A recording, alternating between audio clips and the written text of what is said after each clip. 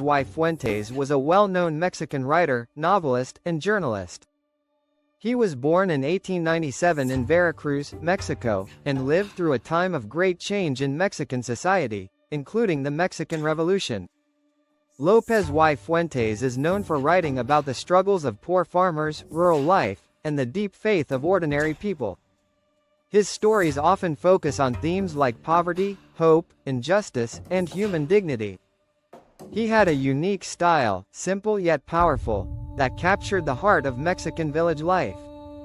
One of his most famous stories, A Letter to God, beautifully shows how a man's strong belief in God remains firm even in the face of hardship and loss. He received the National Prize for Literature in Mexico and is remembered as one of the important literary voices in Latin American literature. He passed away in 1966, but his stories still inspire readers around the world. The story, High on a hill, in a lonely valley, lived a poor farmer named Lencho. His small house stood alone on a slope, surrounded by fields of corn. Though poor, Lencho was rich in one thing, faith. Faith in God. Lencho and his family worked hard all year, planting and caring for the crops. As the corn ripened, they looked forward to a good harvest. But Lencho had one worry, rain. His fields were dry, and without rain, the crop would fail. Clouds gather, excitement builds. One afternoon, as Lencho looked up at the sky, dark clouds began to form. He smiled and said, "Lencho," hopeful voice, "God willing, we're going to have some rain now." Rain turns to hail, a shift in mood, and yes, it rained, but soon, the rain turned into hailstones. Big, icy stones fell from the sky, destroying everything. The leaves were shredded, and the corn was gone. Lencho, heartbroken, it's all ruined. Not a leaf remained. If God doesn't help us, we'll starve this year. Scene change, Lencho writing a letter. But Lencho was not a man to give up. He had complete faith. So he sat down, took pen and paper, and wrote a letter to God. Lencho, writing aloud, "God, if you don't help me, my family and I will go hungry.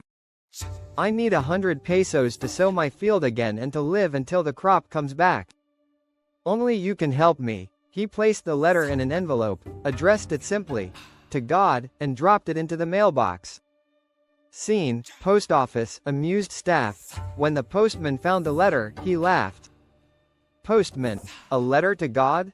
Really? He showed it to the postmaster, who also laughed. But then, he became serious. Postmaster, softly, "What faith? I wish I had the faith of this man." Touched by Lencho's belief, the postmaster decided to help.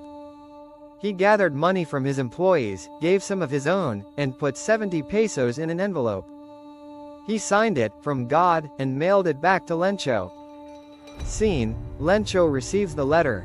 The next Sunday, Lencho came to check the mail. When he saw the envelope, he was not surprised. He had expected an answer. He opened it, counted the money, and frowned. Lencho, angry, muttering, "Only 70 pesos? God can't make mistakes." So, he wrote another letter to God. Lencho, writing aloud, "God, I received the money. Thank you. But I only got 70 pesos. Please send me the rest, but not through the post office. The employees are thieves." Lencho's faith remained unshaken, but he didn't realize the people he accused were the very ones who tried to help him. His trust in God was pure, but his understanding of the world was limited. This story reminds us of the power of faith, the beauty of kindness, and the irony that sometimes, we misunderstand those who are actually trying to help.